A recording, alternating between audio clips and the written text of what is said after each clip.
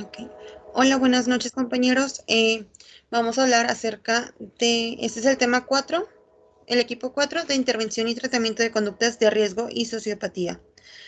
Eh, los temas a tratar serían 3 capítulos,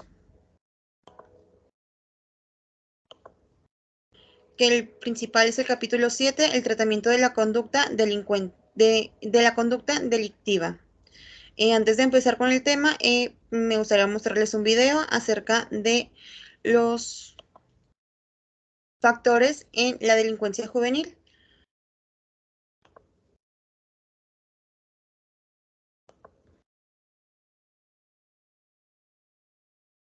En esto influyen los factores que influyen en la formación de jóvenes delincuentes.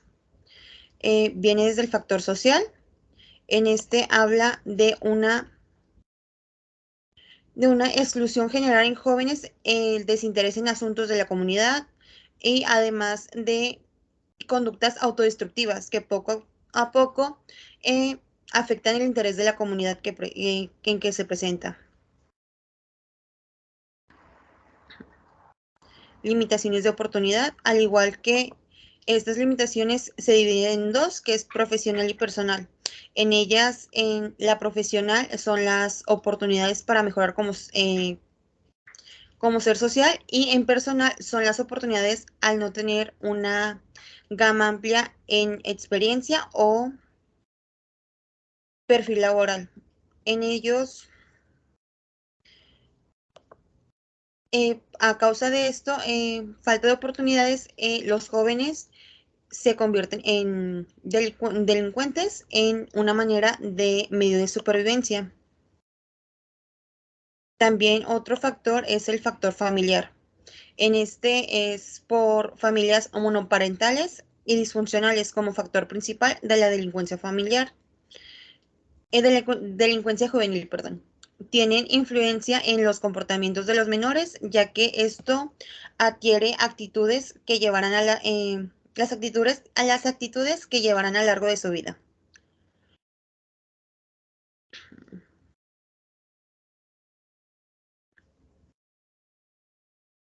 Otro factor es el factor escolar. En este, como en el factor laboral, por el nivel educativo que actúa en dos direcciones.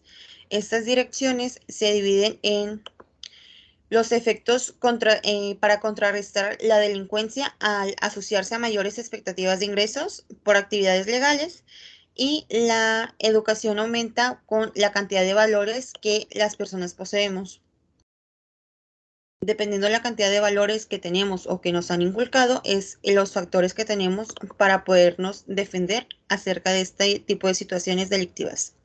Por otro lado, también la educación posee un efecto contrario al dotar de habilidades a los individuos y permitirles participar en crímenes mayores. Eh,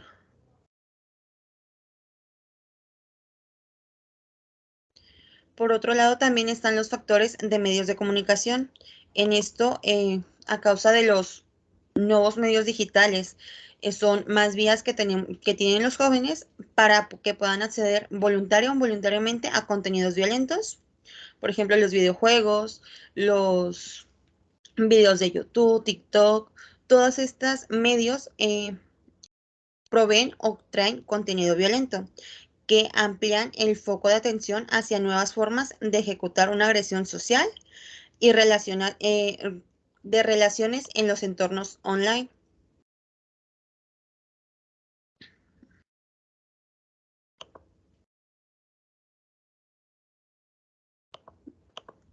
Como les comentaba, el capítulo 7 marca con 3 subtemas: la respuesta de la justicia ante los menores infractores.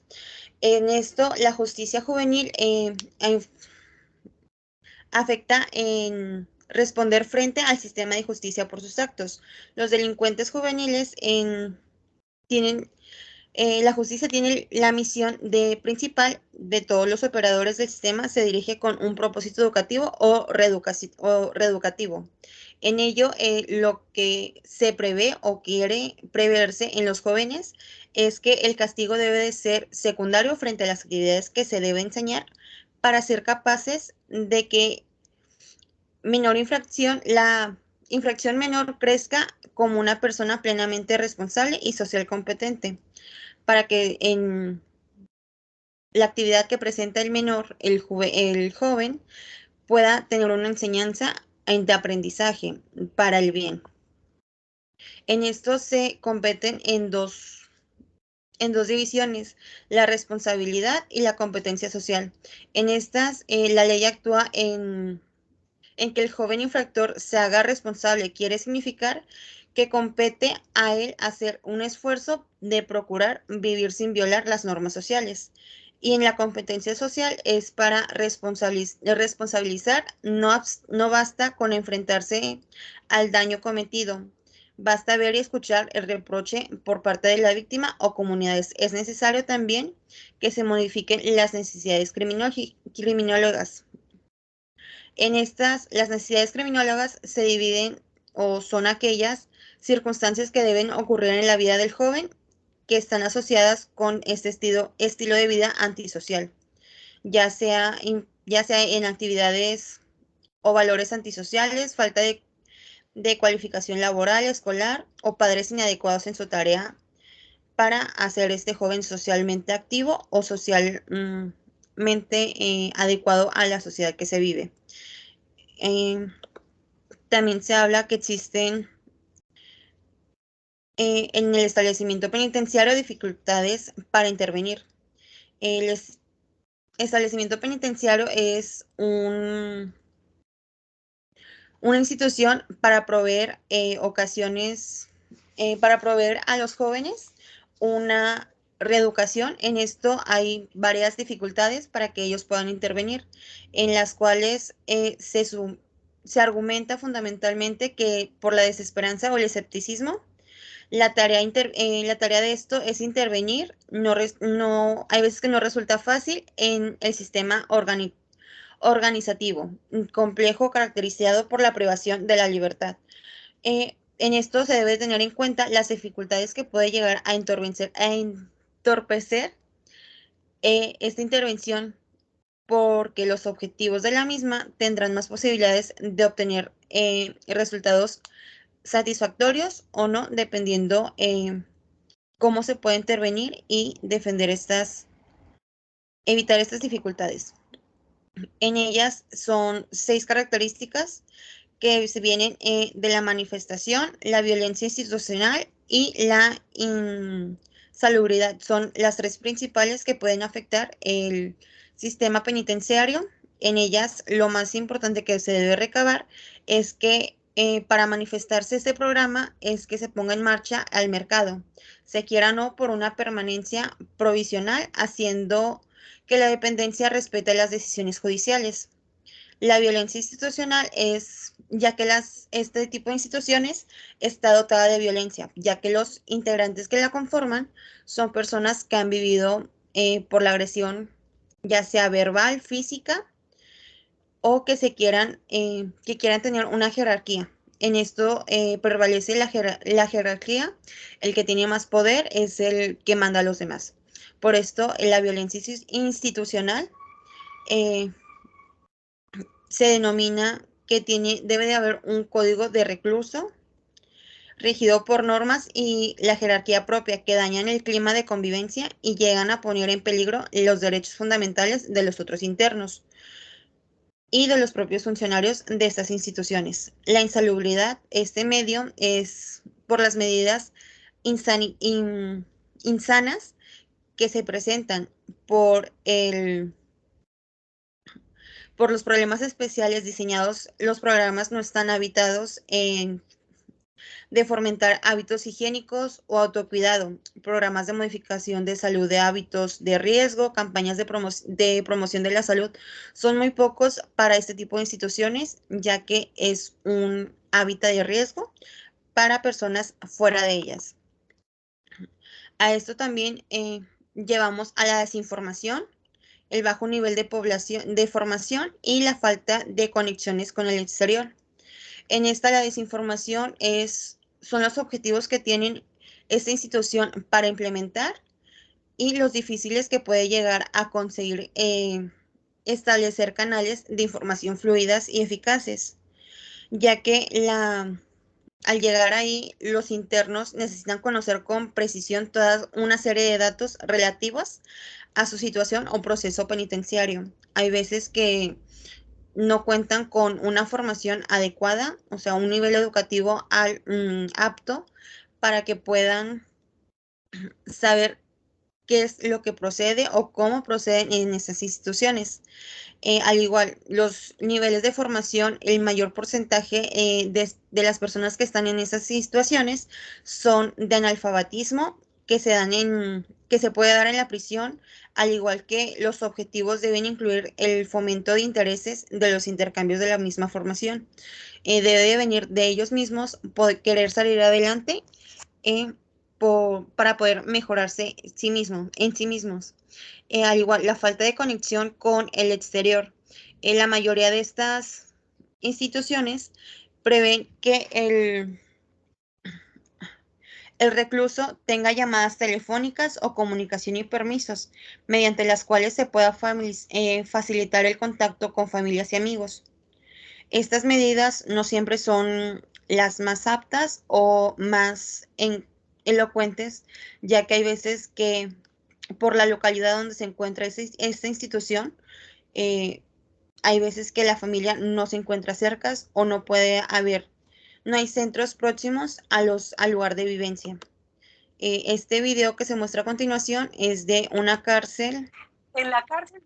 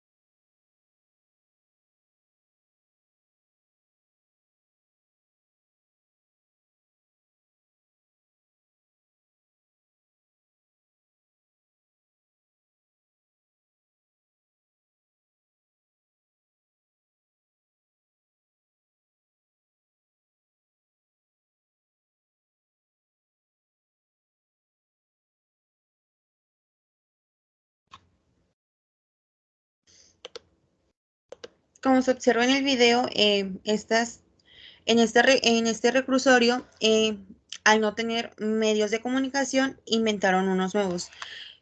Más adelante del video, si lo gustan ver, se muestra cuáles son las palabras claves para que tengan una comunicación adecuada entre ellos mismos. Los objetivos, por otra parte, los objetivos de intervención eficaz es el modo con el que se intenta cambiar la conducta antisocial de los delincuentes, dependiendo de la forma en que se contempla, interpreta o explica esta conducta delictiva. Al igual, el principal objetivo es de intervenir en conseguir que los delincuentes disminuyan este tipo de actividades criminales. Eh, ya, por lo tanto, estas personas son asignados a programas de tratamiento que se caracterizan con la finalidad de que por lo menos este tipo de actividades mm, sean menos frecuentes en comparación a antes del tratamiento. Los principios de intervención eficaz.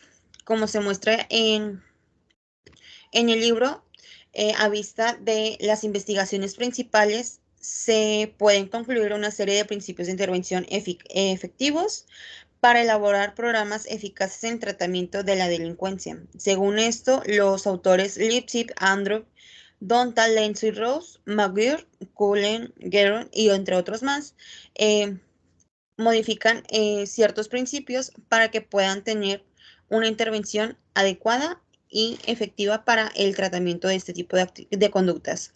La principal es el modelo conductor lógico. En este se entrena un cognitivo-conductual que pretende equipar al delincuente con habilidades que permitan enfrentarse a los problemas con sus propios recursos y habilidades.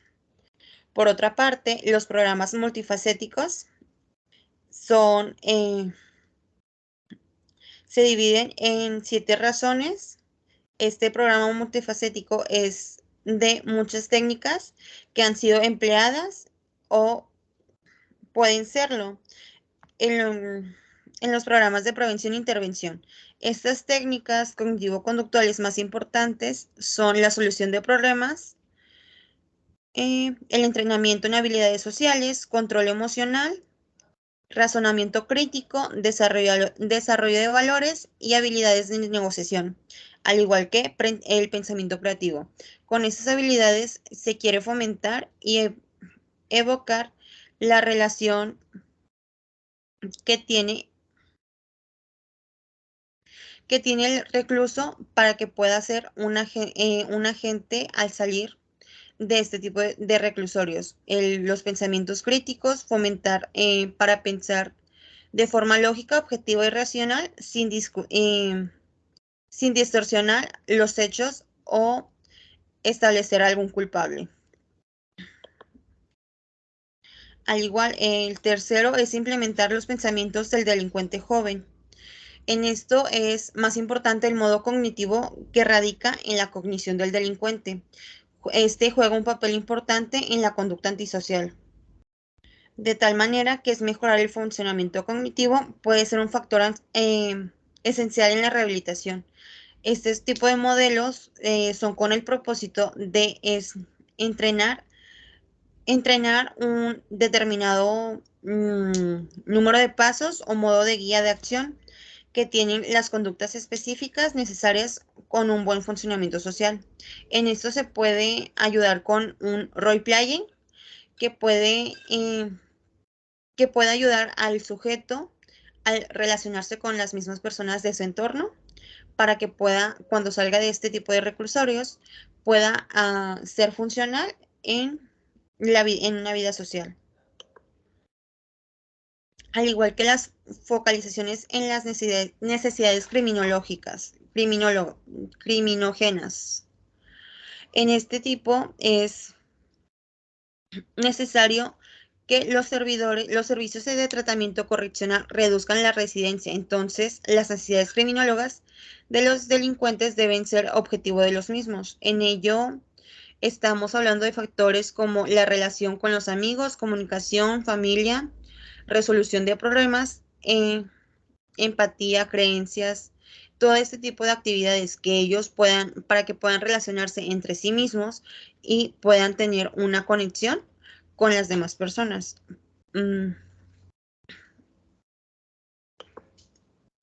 El principio de respuesta. En ello, la intervención eficaz depende de la combinación de estilos, modalidades de servicio con el aprendizaje de estilos cognitivos y habilidades en los delincuentes. Por ello también es el sentido más restrictivo que el programa debe adaptarse. Sin este tipo de actividades que varíen en la relación profesional sujeto son las habilidades necesarias para establecer una relación interpersonal cálida y las habilidades de entrenamiento directas. Por ello es necesario que todos estos pasos se puedan utilizar como guía para hacer un proceso funcional. Por otro lado, los programas intensivos e íntegros. En esto es más un programa interventivo en contexto que deberán contar con unos elementos específicos. En ellos es la analizar las necesidades en cuenta los recursos disponibles. Como se comentaba, no en todas las prisiones es igual. Hay unas que hay más recursos que en otras, como en la del video, no había, no tenían disponibilidad de teléfonos, llamadas o este tipo de actividades, y ellos con los recursos disponibles, las toallas, hicieron un modo de comunicarse con las demás personas que estaban más lejos de ellas. Elaboraron un programa estableciendo un orden de prioridades. Si la cantidad de reclusos es mayor por violencia, saber qué está generando este tipo de violencia y cómo podemos atenderla. La aplicación según el plan previo. Aquí no es saltarte un paso para poder llegar a otro. Debes de seguir una secuencia establecida, no puedes saltar pasos para que se pueda llevar un estándar adecuado de este tipo de tratamientos. Al igual que la evaluación es necesaria y un punto clave, ya que esto nos va a dar los resultados objetivos si la propuesta es adecuada o no. Si es negativa, se deben de efectuar modificaciones acorde a lo yo aprendido o las necesidades que se requieran en este tipo de establecimiento. Por otra parte, los principios de intervención efectiva son adaptados por Andrew en el 2001. En estas, es fundamentalmente el programa en una teoría psicológica sólida basada en la psicología de la personalidad y del aprendizaje de la delincuencia. En el 2 es evitar estrategias basadas en un castigo o la retribución. El 3, intente que el escenario se acerque lo más posible a la comunidad. Si en este caso es poder adaptar la cárcel a una sociedad adaptativa en donde ellos puedan ver que son aptos o pueden ser aptos para vivir en sociedad. El 4 es evaluar los factores de riesgo y establezca un nivel de intervención acorde con el nivel de riesgo que presenta el sujeto. En este punto, lo que más efectúa es que que tengamos un punto de intervención, más no más para saber que no, el sujeto no pueda tener un riesgo a su persona o hacia los demás. El 5, de entre estos factores de riesgo, aísle los dinámicos y considérelos como objetivos de cambio de su programa. 6, elabora un programa que sea multimodal, es decir, que afecte a las necesidades criminógenas más relevantes que esté a su alcance. Este depende más de qué tipo de violencia o qué tipo de delito se ha cometido para que esté o qué mayor de cantidad de personas han efectuado un delito y por qué se ha efectuado ese tipo de delito para poder contrarrestar una vez que salgan de prisión. El otro es empezar métodos adecuados para valorar los factores de riesgo. 8, principio de la capacidad.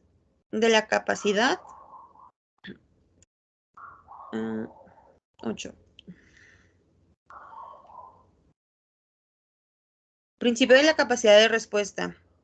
Generar, empareje los servicios de programa de estilo aprendizaje, capacidades, motivaciones de los sujetos, cuidando que las relaciones interpersonales sean elevadas a calidad.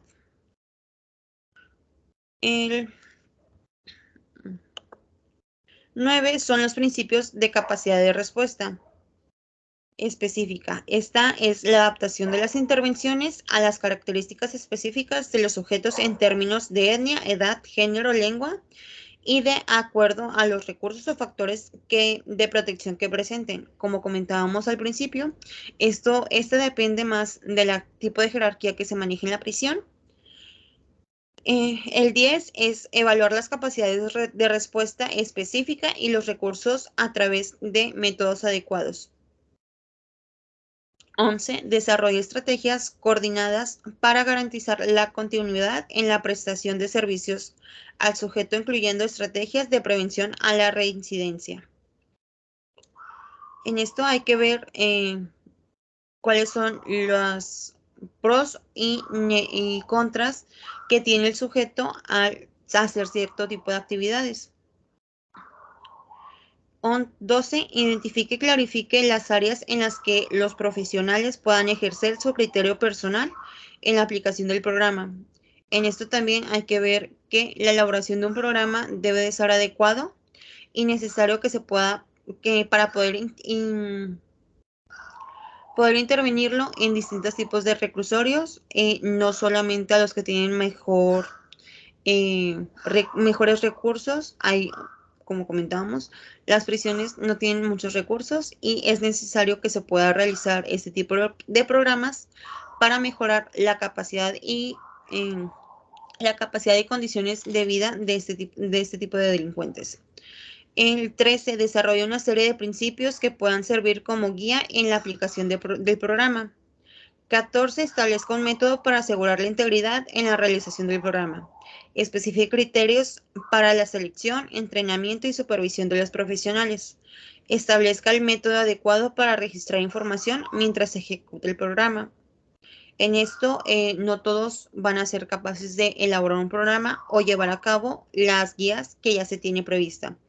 Hay que tener en cuenta cuáles son nuestros fuertes o nuestras negativas al elaborar ciertas actividades o cómo poder invocar nuestras fortalezas al realizar un programa de este tipo en una cárcel.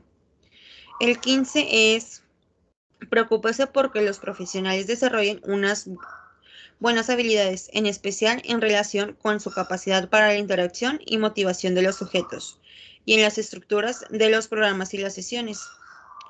16. Asegúrese de que los directores de los programas sean personas comprometidas y con experiencia y con capacidades para coordinar y acreditar el programa.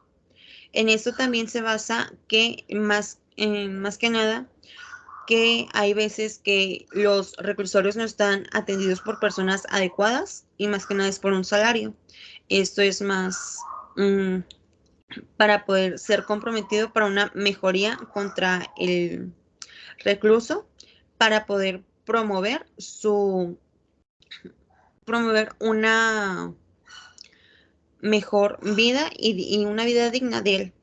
17. Es importante que el programa se integre adecuadamente en su contexto social y en que se ajuste a lo mejor posible a las necesidades del lugar en que se realiza. No es lo mismo hacer un programa para una prisión de primer mundo a un programa que se va a realizar en un mundo tercermundista o aquí en México, o por ejemplo en Colombia, que no tienen muchas necesidades, como se mostraba en el video. Las características de los programas efectivos. En síntesis, los programas se caracterizan por los siguientes aspectos. Son multifacéticos, multidimensionales e intensivos. Al igual, son programas bien estructurados que cuenten con una fuerte de soporte evaluativo. Están basados en la perspectiva cognitivo-conductual. Actúan sobre el déficit social y personales del sujeto. Cuentan con profesionales bien entrenados, entusiastas y comprometidos con su tarea, y tratan de involucrar a la familia y comunidad. En esto es necesario tener el apoyo de todas las personas que rodean a este recluso para poder evocar una característica mejor o mayor para que este programa sea satisfactorio y provee los requisitos por los que están hechos.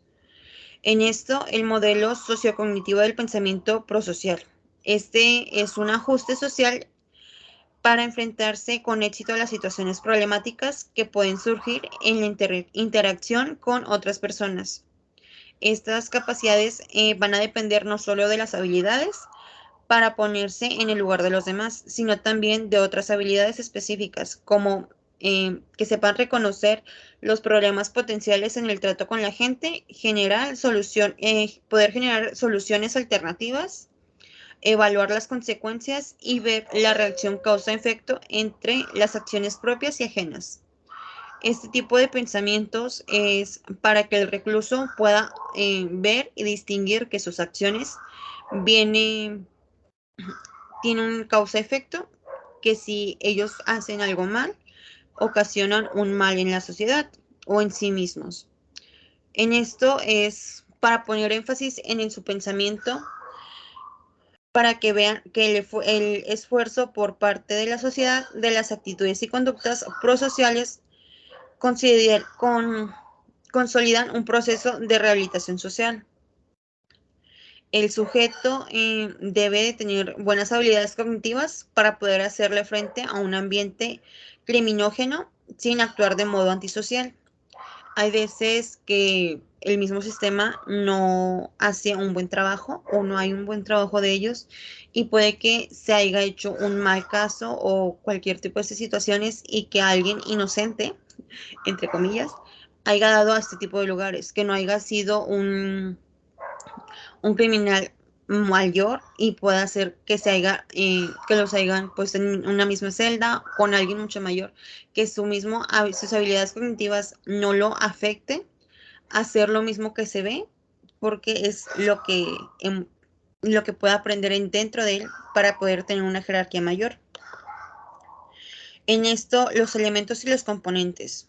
Los elementos fundamentales para un programa son, según Garry Gómez, son la evaluación de los déficits cognitivos y de las habilidades de intervención de los sujetos.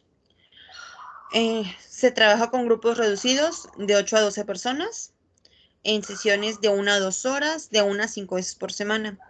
Este tipo se aplica con técnicas estructuradas en solución de problemas, entrenamiento en habilidades sociales, control emocional, racionamiento crítico, desarrollo de valores, habilidades de negocios y pensamiento creativo.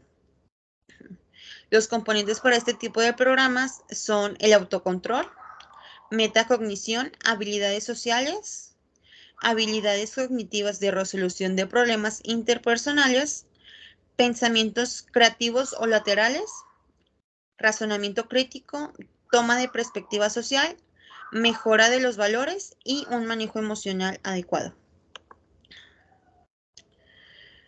La propuesta de un modelo de trabajo para delincuentes juveniles de alto riesgo es la terapia multisistémica. Este es un modelo dirigido especialmente a jóvenes agresores violentos y crónicos, cuyo objetivo es prevenir o atender las actividades delictivas como un medio para afectar favorablemente a sus vidas, a sus familias y a las comunidades. Este tipo de intervenciones debe ser eficaz, deberá ser flexible, integrador y multifacética para ocuparse de los múltiples determinantes de la conducta antisocial. Este se debe a una serie de características teóricas, clínicas, diferentes e innovadoras, entre las que destacamos que son el modelo teórico, integración de servicios, modelo de prevención familiar, tratamiento específico y atenciones individuales. En estas lo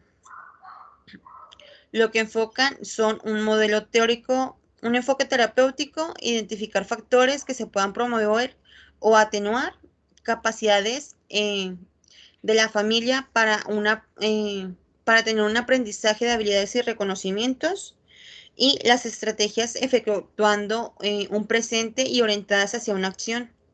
Este conjunto de factores de riesgo para una protección adecuada.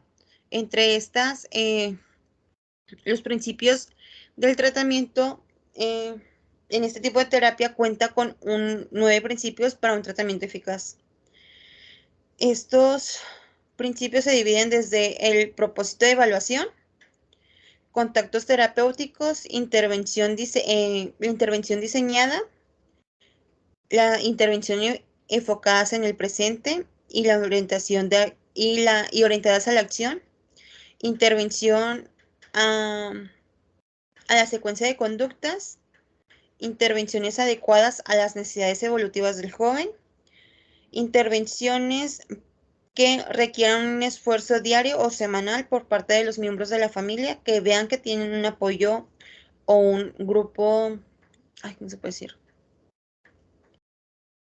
O un grupo que los ayuda, la eficacia de la intervención, las intervenciones que son diseñadas para promover generalización del tratamiento y de mantener a largo plazo los cambios terapéuticos. Por ejemplo, bueno, como les comentaba, estos principios efectúan un cambio a largo plazo. Quieren que sea algo permanente para ellos. Por ejemplo, este caso es de aquí de Monterrey. Es delincuentes juveniles apuñalaron a un joven en Monterrey en un intento de hurto en motocicleta. Como se observa en esta historia, son jóvenes de 13 y 16 años que intentaron hurtar a una joven, lo que llevó a cabo que esta joven fuera atacada por estas personas. Un joven de 13 años y 16 años, ¿qué estarían haciendo para poder robar? Que llevaron a apuñalar a una joven al evitar que le robaran sus pertenencias. En esta es el semáforo del mes. Este semáforo es del mes de agosto del sistema delictivo en los jóvenes. El rojo es un aumento del promedio histórico. Los verdes es una reducción del 20% o más. Y el amarillo es con una reducción menor al 25%. Si vemos la parte de este lado, dice robo a casa. Este es del municipio de aquí de Nuevo León. En Apodaca, Cadereyta, Escobedo, García, Guadalupe, todos los municipios aquí están y las agresiones van desde el robo de casa hasta homicidios, que han aumentado considerablemente históricamente a este mes que se tiene registrado. Bueno, por parte de mí, esto sería todo de los jóvenes, ya sería la delincuencia y la violencia. Ok, yo les voy a hablar sobre el capítulo 8, la delincuencia violenta. ¿Qué es la agresión? Pues puede referirse a muchas cosas. No siempre podemos estar seguros de la definición que podemos ponerle a una persona sobre que si es agresiva o etiquetar una acción de violenta. Eh, las agresiones tienen algunos propósitos que pueden ser obtener algo, enseñarle lo que no se debe de hacer y evitar que haga cosas molestas, expresar poder y dominio e incluso tratar de impresionar al otro y demostrarle que es alguien respetable. Siguiente, por favor.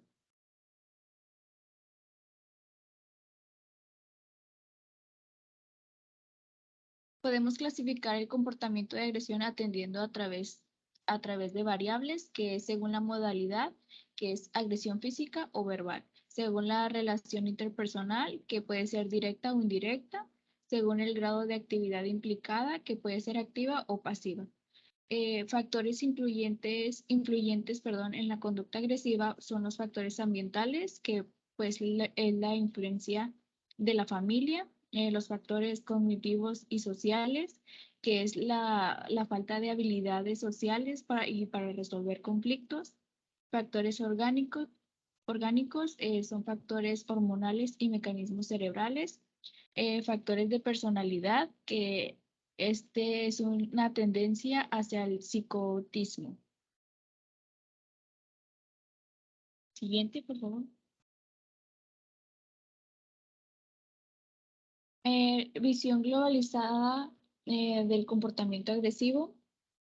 La mayoría de las ocasiones en que un niño emite una conducta agresiva lo hace normalmente como una reacción a una situación conflictiva que provoca en el niño un cierto sentimiento de frustración u otras emociones negativas a las que posteriormente responderá.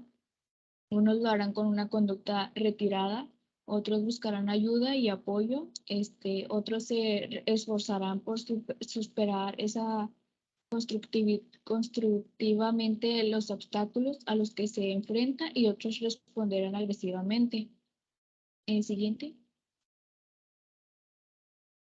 Personalidades violentas. La identificación de los propensos a la violencia. En primer lugar, el proceso de imitación por exposición a modelos agresivos puede conducir a comportamientos violentos por parte de los niños al carecer no solo de modelos prosociales de los que aprende, sino al tener ante sí toda una gama de respuestas agresivas a las que pueden imitar y posteriormente incluir su repertorio conductual, que esto se podría decir que si los padres pues tienen un hábito de estar resolviendo sus conflictos delante de los niños, pues agresivamente, el niño también se le va a hacer normal y puede estar resolviendo sus problemas de una manera muy agresiva. En segundo lugar, el reforzamiento que recibe un niño tras emitir una conducta agresiva o reforzamiento directo o el reforzamiento que reciba la conducta agresiva del modelo que está observando, al que llamamos reforzamiento vicario, será determinante para adquirir y seguir manifestando esta conducta en el tiempo. ¿Es posible predecir la violencia criminal? En primer lugar, en una serie de factores personales, sociales y ambientales denominados factores de riesgo que pueden ser potenciadores del inicio y mantenimiento de la conducta violenta. En segundo lugar, se analiza la historia del sujeto, si presenta factores de riesgo o qué tan frecuente pues tiene ese manifiesto. Se pronostica en base a la anterior su probabilidad de manifestar o no futuras conductas violentas. Y finalmente, al cabo de cierto tiempo, se comprueban los acertados o no de las predicciones, de tal forma que si el sujeto fue predicho como futuro delincuente violento y en realidad llegó a serlo, entra a formar parte de los denominados valiosos positivos.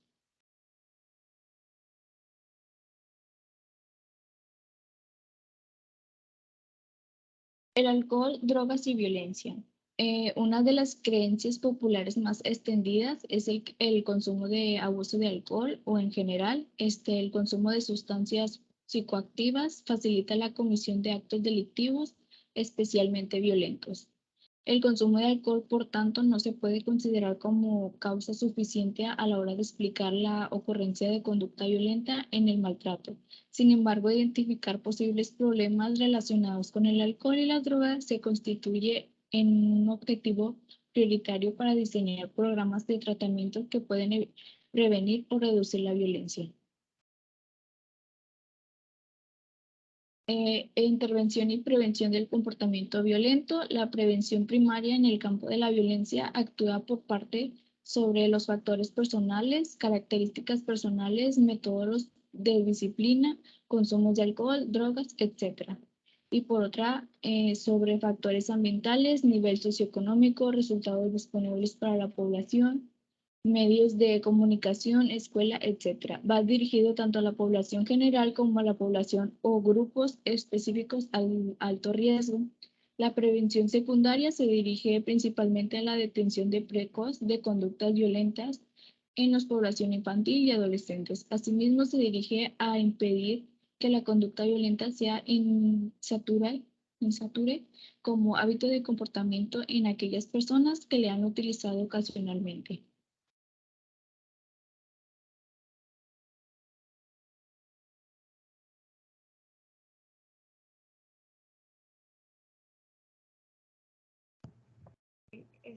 Yo les voy a hablar sobre el capítulo 9, que es de la psicopatía y delincuencia, empezando por una breve definición de psicopatía, que creo que ya todos sabemos, que pues es un trastorno de la personalidad que se caracteriza pues por la falta de afecto,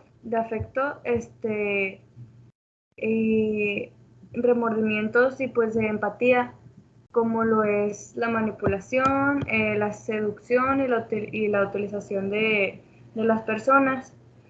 Una pregunta relevante que estaba en el tema era que si Si los sociópatas son los sociópatas una entidad diferente del resto de los delincuentes. En mi punto de vista, pues los psicópatas son cualitativamente diferentes de otros delincuentes habituales, e incluso de aquellos que muestran una actividad delictiva extremadamente grave y persistente. Pero pues el libro menciona que los psicópatas se les excluye de los ámbitos de tratamiento y los excluye de toda esperanza por su conducta agresiva y antisocial, y que pues la sociedad cuando escucha el término psicópata marca como personas malas, personas delincuentes. También, ¿le puedes cambiar por favor? Bueno, esto es de lo que les hablé ahorita. Ahí, eso está bien. Pasamos a la evaluación de la psicopatía. Bueno, se evalúan diferentes aspectos referidos a la personalidad de los psicópatas. Algunos de estos aspectos son la ausencia de nerviosismo o de síntomas neuróticos. También los psicópatas tienen un encanto extremo y notable inteligencia. Tiene una vida sexual trivial y poco integrada. También son unas personas muy manipuladoras y mentirosas, y muy insinceros. Y pues también otro aspecto es que sus relaciones interpersonales son irresponsables. El trastorno de la personalidad. ¿Sí le puedes cambiar, por favor? Sí, cámbiale. Ok, ahí. El trastorno de la personalidad antisocial se utiliza para referirse a la psicopatía. La psicopatía está relacionada con este trastorno de la personalidad antisocial. También la PCLR, que es la escala de evaluación de la psicopatía de Hart, es un instrumento eficaz en la predicción de la reincidencia general y violenta, no solo en delincuentes, sino también en pacientes psiquiátricos. Ya para terminar mi parte, en conclusión, los psicópatas tienen una mayor probabilidad de reincidir antes y en mayor frecuencia. En cuanto a las mujeres psicópatas, la tasa de reincidencia es similar al de los hombres. Sería todo de mi parte.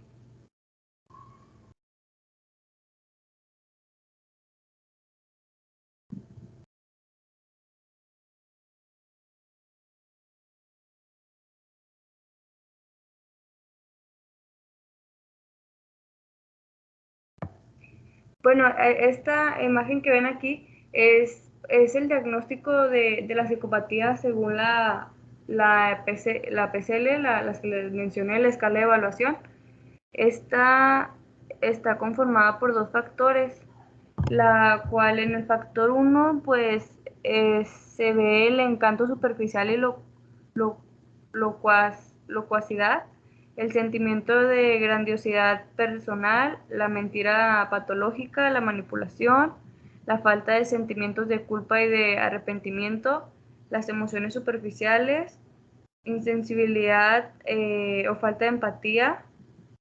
Y en el factor 2 es la búsqueda de sensaciones, el estilo de vida, la falta de autocontrol, problemas de conducta, sin metas realistas, impulsividad, irresponsabilidad. ¿Vale?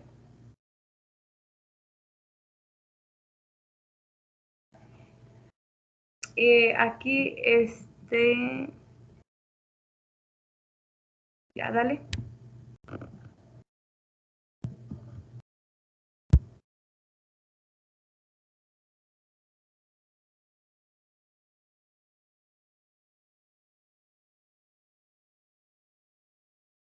Sigue mi compañera Ivana. Bueno, a mí me tocó el punto 4 del capítulo 9, que es la patología del psicópata. Aquí habla de Adrian Ryan. Es un gran científico de las técnicas de neuroimagen aplicadas a delincuentes violentos y psicópatas.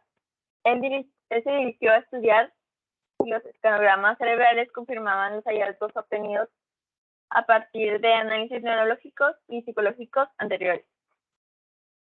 Estos estudios habían hallado que la violencia se relaciona con un funcionamiento defectuoso del lóbulo frontal y temporal. En segundo lugar, en relación con las estructuras subcorticales, los hallazgos planteaban que la amígdala, el hipocampo y la sustancia gris estaban relacionados con la generación de regulación y regulación de agresión. Así, por favor. Para Ryan, la baja actividad de la corteza prefrontal dispone a la violencia por una serie de razones. El plano neurológico, un funcionamiento prefrontal reducido puede traducirse a una pérdida de inhibición o control de estructuras subcorticales. Filogenéticamente más primitivas, como la amígdala, que se piensa que es la base de los sentimientos agresivos. En el plano neurocomportamental, se ha visto que las lesiones prefrontales se traducen en comportamientos agresivos, irresponsables, transgresores de las normas, con arranques emocionales y agresivos que pueden predisponer a actos violentos. En el plano de la personalidad, las lesiones frontales en pacientes neurológicos se asocian a la impulsividad, pérdida del autocontrol, inmadurez, etc., que pueden predisponer a la violencia.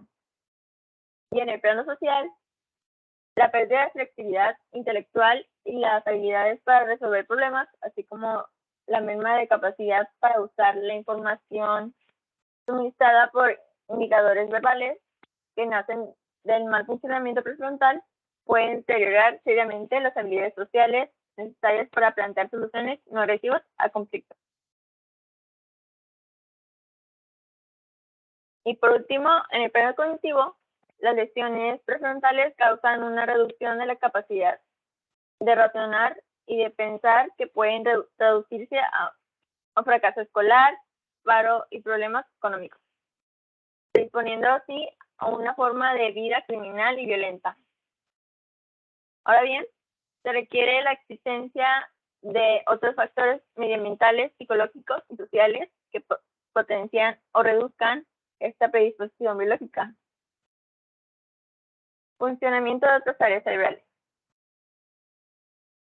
El giro angular izquierdo, que integra la información proveniente de los lóbulos parietal, temporal y occipital, registra una actividad menor del metabolismo de la glucosa, lo que puede favorecer el fracaso escolar y una posterior conducta violenta.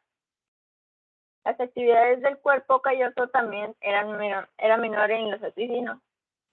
El cuerpo calloso es el conjunto de fibras blancas nerviosas que sirve como nexo de unión entre los hemisferios derecho e izquierdo. Rain opina que esta tasa de actividad inferior facilita que el hemisferio izquierdo tendría dificultad en la inhibición de las emociones negativas, las cuales se generan en el hemisferio derecho. Los asesinos mostraron una actividad menor en la región izquierda y en la derecha de regiones subcorticales, como la amígdala, el hipocampo y el tálamo. La búsqueda de orígenes de la psicopatía ha revelado que una proporción significativa de niños que han experimentado ambiente de crianza caracterizado por el caos y los malos tratos desarrollan posteriormente una vida adulta llena de actos antisociales y delictivos.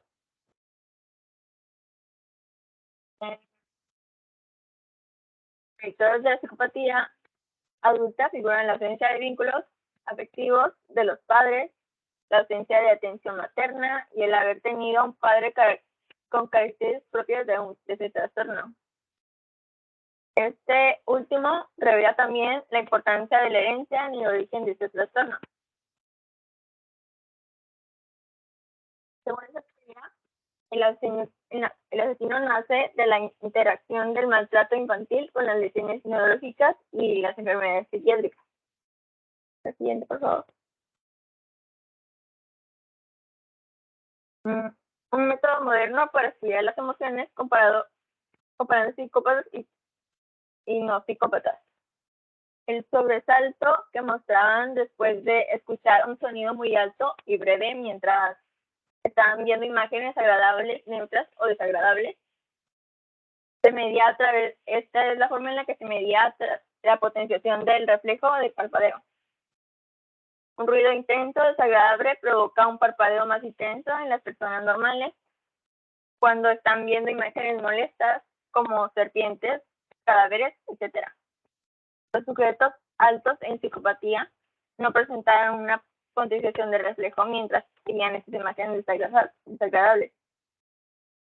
Los psicópatas muestran menor sobresalto frente a escenas donde aparecen víctimas que los psicópatas no, lo que revela de nuevo su menor capacidad de sentir ansiedad frente a estímulos emocionalmente cargados y el hecho de general de que en el caso de los psicópatas los estímulos aversivos deben ser más intensos para provocar una actitud defensiva o de miedo.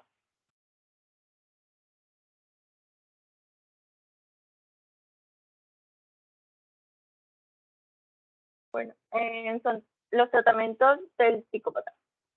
Hasta ahora no tenemos solo un solo estudio metodológicamente irreprochable que demuestre que disponemos de un método eficaz para tratar a los psicópatas, que ya sean estos jóvenes o adultos.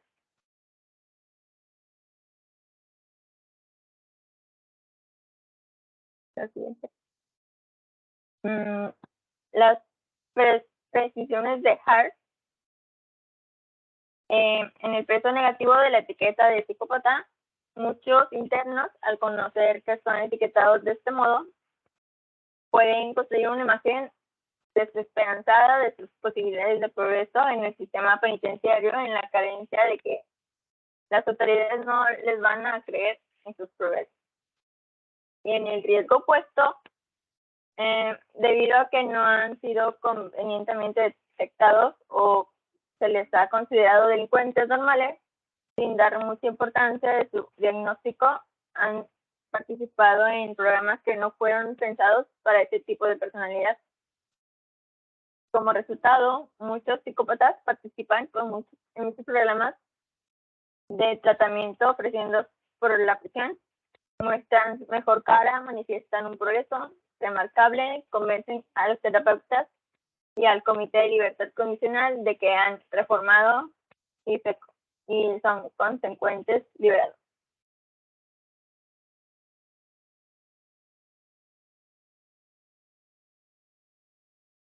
Las prescripciones de los pero se plantea cómo se deberían diseñarse los programas específicos para tratar a los psicópatas. Según un tratamiento intensivo, diseñar un ambiente estructurado y positivo, asegurar la integridad del programa, neutralizar las redes sociales y grupos de apoyo antisociales y enfatizar la importancia de la prevención. Unas recomendaciones de los SED son ajustar programas de necesidades de cambio de individuo, fomentar los comportamientos criminales mediante el uso de recompensas y castigos. Por favor. La psicopatía y el estudio de casos.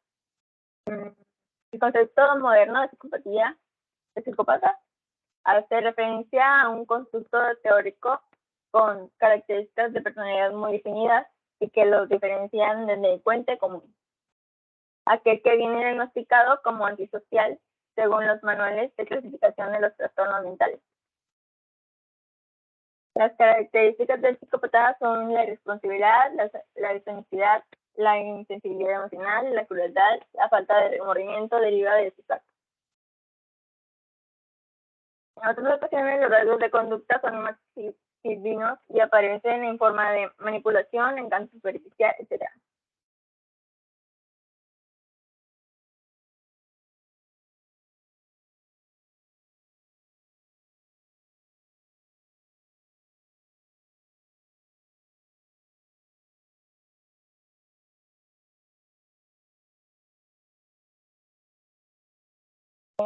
Los síntomas del estado psicópata son el idioma de locuacidad y encanto superficial, egocentrismo, sensación de grandiosa de la autovalía, la necesidad de simulación, tendencia al logramiento, mentira patológica, manipulación, falta de sentimientos de culpa y de arrepentimiento, escasa profundidad de los afectos, intensidad, insensibilidad, falta de empatía, estilo de vida parásito, falta de autocontrol, conducta sexual promiscua, problemas de conducta precoces, falta de metas realistas a largo plazo, impulsividad, irresponsabilidad, incapacidad para aceptar la responsabilidad de las propias acciones, varias relaciones maritales breves, delincuencia juvenil, provocación de la libertad condicional,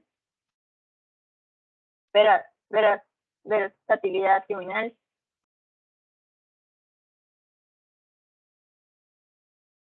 ¿Quieren conocer algunas de las frases que definen a Charles Manson? Este es un video.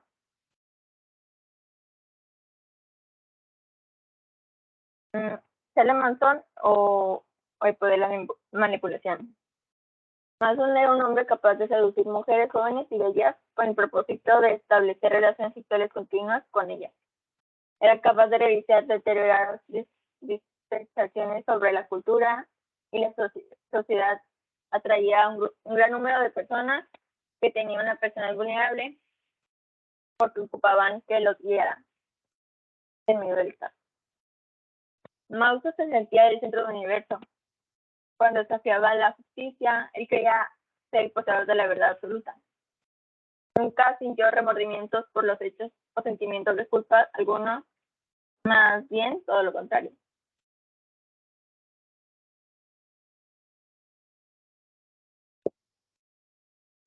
Durante el verano de 1969, una oleada de crímenes conmocionó a la ciudad de Los Ángeles. Entre el 27 de julio y el 9 de agosto se cometieron un total de 17 asesinatos en la zona norte de la ciudad, lugar de residencia escogido por numerosas estrellas de cine para fijar su residencia, Beverly Hills y Venice. El primero de los asesinatos fue cometido el 27 de julio de ese año. No solo fueron 7 asesinatos, fueron más. La familia Manson y un grupo de seguidores formaron una comuna en un rancho espacio, propiedad de un octogenario en pleno desierto californiano. La familia Manson era un grupo de cambiante y disperso, pero con un promedio de 30 o 35 alcohólicos. 3/4 partes de ellos eran mujeres y niños.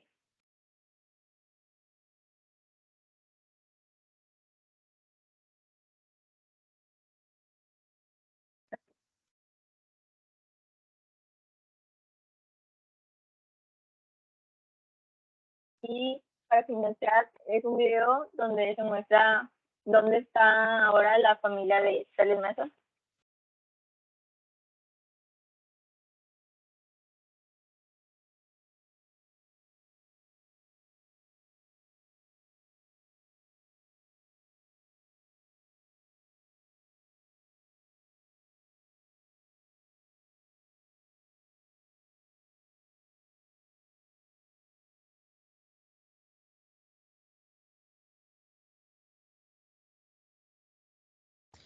Bueno, esto será todo por nuestra parte. Aquí se muestran los links de los videos de la familia Manson.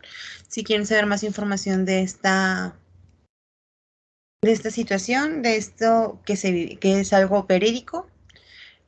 Por nuestra parte es todo y muchas gracias por visualizar el video.